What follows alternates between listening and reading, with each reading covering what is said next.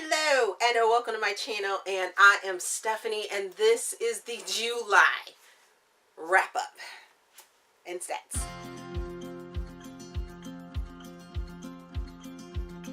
As I said, this is the July wrap up and stats. I've been doing this for now 7 months.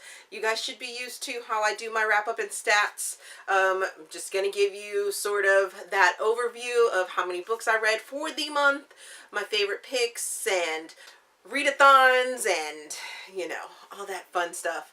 So let's get to my stats because they're massive, and you guys get my after work attire because my son went to, and my husband went to King's Dominion last night, and I was planning on recording this then, but then I got sucked into Greenleaf. It's this Netflix show. I think it's on OWN as well, but got sucked into that show and didn't get it filmed. So you're getting this after work so that I can get this up tonight on my normal day. I read 30 books last month for the month of July. 6 of them were ebooks and 24 of them were audiobooks. I had 3 on the calendar arcs that I read. For the total of audiobook hours I read was 200 hours and 59 minutes. I wish I could have just rolled that up, but I didn't. I read a total altogether, audiobooks and ebooks, 8,708 pages, and in ebooks alone that was 1,421 pages.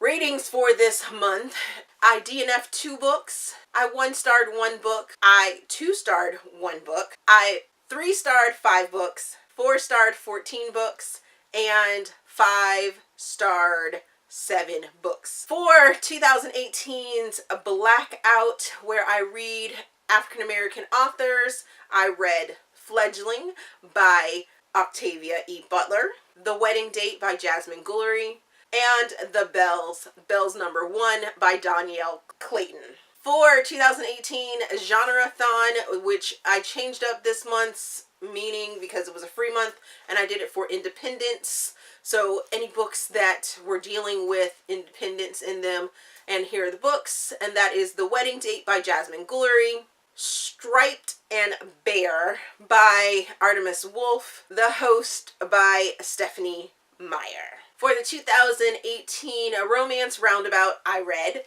The Host by Stephanie Meyer for the sci-fi category, Fledgling by Octavia E. Butler for sci-fi, Illusion by J.S. Cooper for romantic suspense, Slouch Witch, The Lazy Girl's Guide to Magic by Helen Harper for urban fantasy, and Twice the Growl by Millie Tendell, which was for PNR, so paranormal romance. I participated in 4 different readathons this month, and they all pretty much came at the end of the month. This is a little out of order, but I participated in Smudathon, which was from July the 9th until the 15th, and it was hosted by Ginger Reads Laney. I participated in 24 and 48, which is 24 hours out of 48 hours of reading for July the 21st and the 22nd, which is hosted by the 24 and 48 hour blog group. I participated in 7 and 7 readathon on July the 23rd through the 29th, which is hosted by Books and Lala. And to culminate the whole entire month, I sort of participated in Booktubeathon, which is July the 30th through August the 5th, which we're currently at. And I was failing until today. Yes.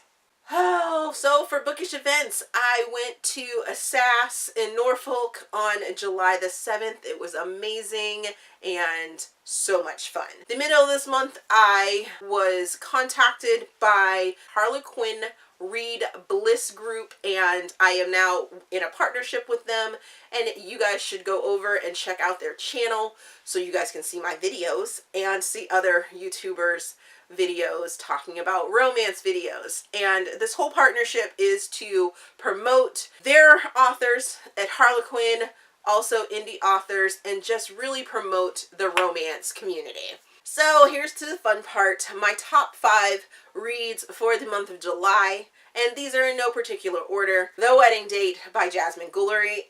I absolutely love this book. I related to this book being that I'm in an interracial couple, and the book was about an interracial couple. It was fabulous. Loved it. Loved it, loved it, loved it. The next book was Dr. Fellatio by Stella. This is a rom-com. It's funny. It'll have you on your edge. It's about second chance love and fate, and yeah, with a whole bunch of fun characters. Next was A Memories of Us by Fabiola Francisco, and this is a second chance love story about a guy that loses the love of his life and just has to figure out a way to get her back. And it was so heartfelt and angsty and just absolutely beautiful. Loved it.